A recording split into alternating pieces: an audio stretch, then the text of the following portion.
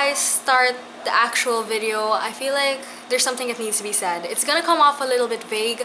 Basically, the last week has been extremely emotionally draining for me.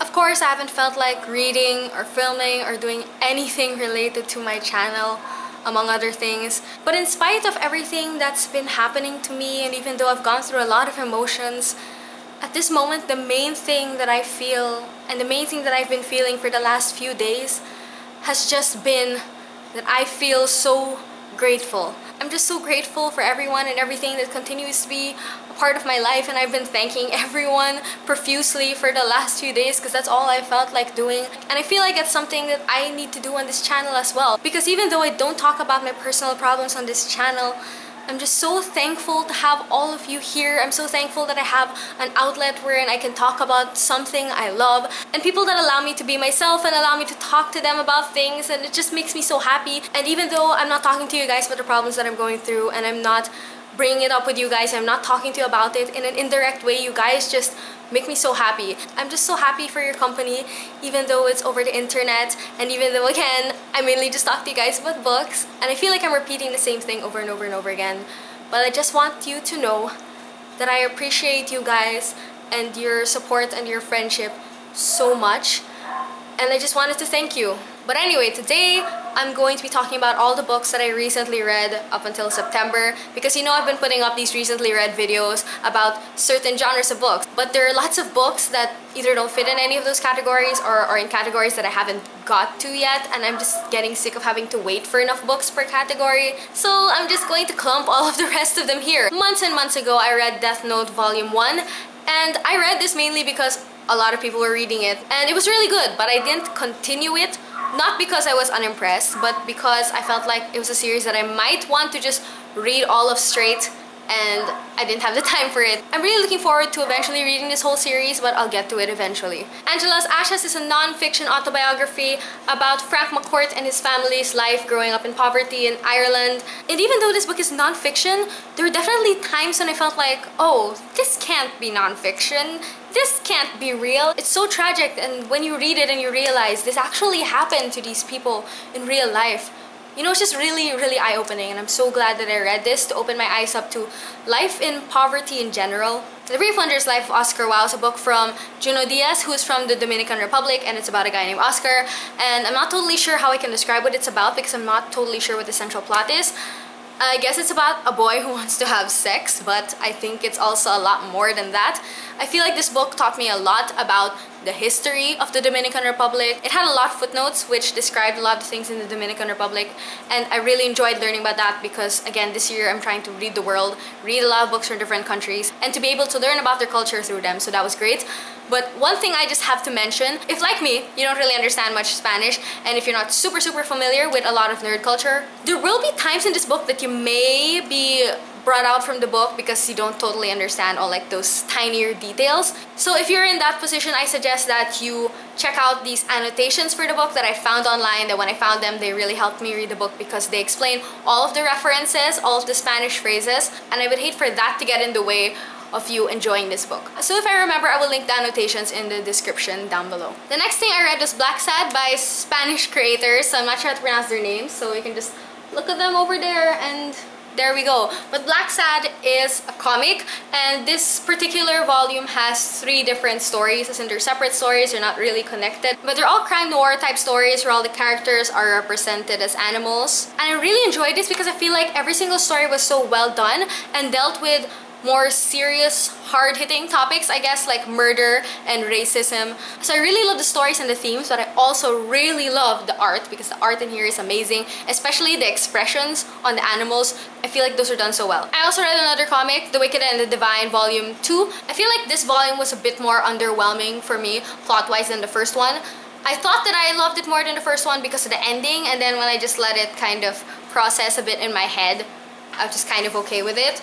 But the art, as always, is absolutely fantastic.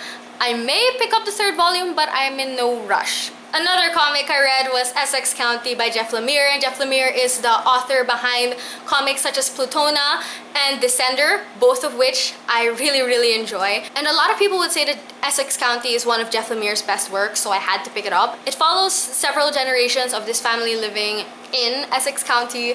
I don't know, it's a graphic novel, so it went by kind of quickly even though it's a really thick book. But at the same time, by the end of it, I feel like I'd grown so attached to these characters and this was so good.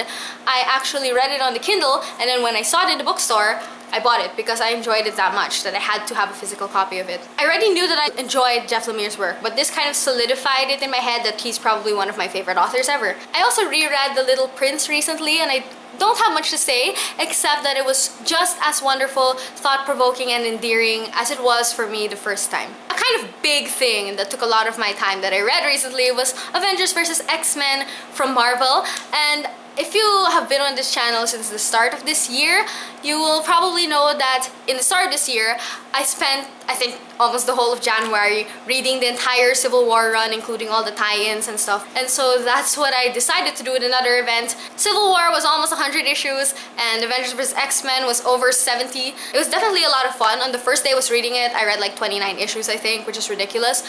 But at the same time, I don't think it was as thought-provoking as Civil War was for me. I don't think there were as many like intricate details or tinier plots woven into the bigger plot as there was in Civil War, but I still did enjoy it. It was still fun. I'm still really glad that I read it, and I'm gonna see if I'm gonna read any more Marvel events in the future. Lost is from the Filipino writer and author Rob Cham, who is also the person that is behind the story Light, which I don't actually own myself. They both feature beautiful illustrations using no words at all. And though I really enjoyed Light, I think that I enjoyed Lost more. It was just so adorable, as I expected, but also so bittersweet. And I think I felt this more than I felt Light, and I think that's why I enjoyed it more. Soon after that, I read How to Get Filthy Rich in Rising Asia, which, despite the title, is not a non-fiction book. It's actually a fiction book about a boy growing up and about all his life and about him trying to rise up from poverty. And it's told kind of in the form of a self-help book. The style of the story was definitely really unique, and there were some sentences and phrases here that I feel were really good writing-wise. Though I don't feel like I'm a good judge of that. All I mean to say is that there were definitely like groups of words that made me think, oh, that sounds like a really good sentence, if that makes sense. But overall, I don't feel like I was able to get as immersed into this book as I wanted to. I don't know why, maybe it was something about the writing style, but overall it was a really interesting book, though it's not my favorite. Another reread I did recently was For the Book Thief by Marcus Zusak, which was probably one of my first favorite books. I read this for the first time with like no expectations, no idea of the hype or of the story or anything. I was slightly worried that going into it knowing all the hype and already knowing the story, I was going to be disappointed, but honestly it just made me feel just as emotional as I did the first time, and I just love this story.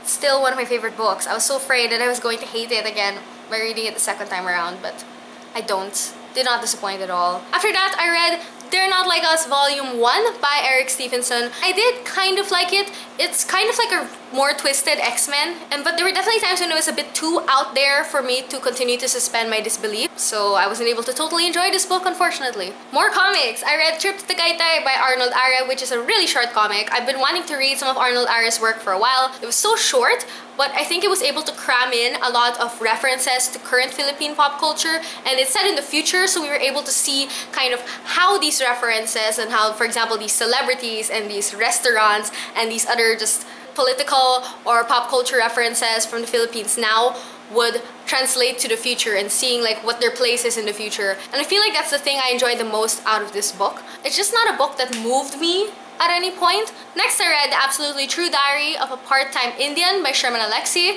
I love when books can be so light and funny while also being so real. And you know, I love the humor because it was really witty humor, but at the same time there are all these moments that just, you know, it hit me emotionally, and it's kind of difficult for a book to do that, and I'm glad that this book did that, and it did it so well. And of course it also helped me learn a bit more about American Indian culture, which is always great. This is Dwellers, written by Eliza Victoria. I'd like to say that it's one of the more unique books that I've read. I went into it expecting it to be kind of sci-fi, but in the beginning it really comes off a lot more creepy and mysterious. For the most part, you don't actually know what the hell's going on. You just get these little clues and you're wondering, how the hell is this going to conclude in the end? How are these pieces all going to fit together? So there was a lot of build-up, and I hate when books have all this build-up and it leads up to basically nothing, or it's really underwhelming. But I feel like this book dealt with that build-up and concluded things really, really well. My only complaint might be that I feel like some of the characters were a bit exaggerated and not very realistic. You know, they came off very caricature-ish to me. But overall, I still think it was really, really good, and it got me so excited to read more of this author's work, especially because she's a Filipino author that writes sci-fi, fantasy type things, which is something that I was looking forward for a while. And just I feel like I have to mention this author and this book were recommended to me by Weena from Weena Wondrous, who talks about Philippine literature a lot.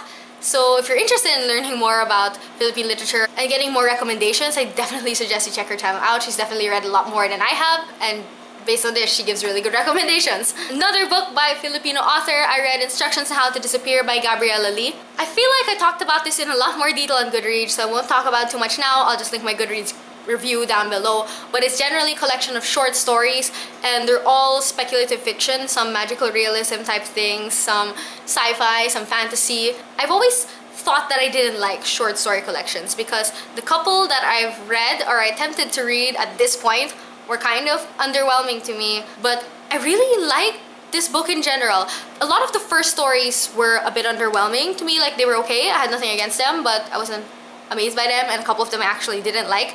But there were also a couple of stories at the end that I loved. And this really opened me up to possibly reading more short story collections, one of which you will hear about later on in this video. And by later on, I mean like right now, because the next thing I'm going to talk about is Doctor Who, 11 Doctors, 11 Stories, which are 11 stories, one for each Doctor. I actually don't watch Doctor Who, so whenever I bring out this book and someone's in the comments trying to talk to me about Doctor Who, I don't really know what to say because I only watched a bit and then I got too pissed off with Rose that I didn't feel like continuing. Maybe I'll continue now that I've read this, because there were a lot of these stories that were just so fascinating. And even though I was kind of underwhelmed by some stories, there were, again, some stories that I really, really enjoyed, especially the 10th Doctor story. I guess I just love the humor and the concept of that particular story so much, and that's why it was definitely my favorite one. And the last book I'm going to talk about is True Volume 1. I love the art and I also love the concept. It's also kind of disgusting at times, so you would expect that if you know what the concept is. And I love that it was weird and quirky, but in like the best way. I actually have nothing bad to say about it, but I don't think there was anything about it that really, really wowed me. And that's why I can't really say that it's a favorite. I can't say that I'm in a rush to get to the next volume, but I did enjoy it. So those are all the books that I read recently, like up until September. So anyway, thank you so much for watching. And just going back to what I said in the start, just thank you so much for being here. I appreciate you so much. And I hope to see you in my next video. Bye!